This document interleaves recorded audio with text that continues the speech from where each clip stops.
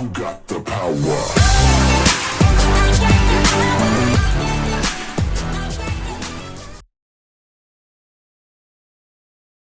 Welcome to the fourth tutorial on Theme D. We will be looking at taking action, why people volunteer and the value of volunteers to the economy. A volunteer is someone who works for free for a community. An example of a volunteer group is SMASH, which stands for Swindon Mentoring and Self-Help. They aim to support vulnerable young people who need help achieving their full social, emotional, health and educational potential.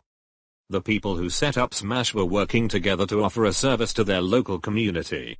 The mentors are taking individual action to help the young people, who know the mentors are giving up their time for free, which shows they really care.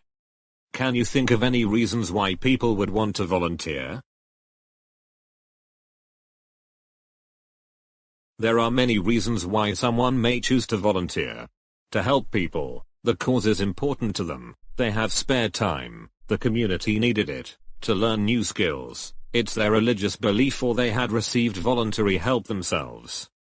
An organization called Volunteering Matters helps people to volunteer.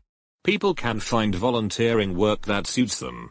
The organization runs programs, led by volunteers, to help communities across the UK.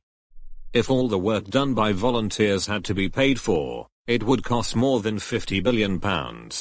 Without volunteers, communities might miss out because there isn't the money available to fund all the work that is done by volunteers. Money is not the only benefit to the economy. It also brings people in the community closer together, and environmental projects can help make communities more sustainable.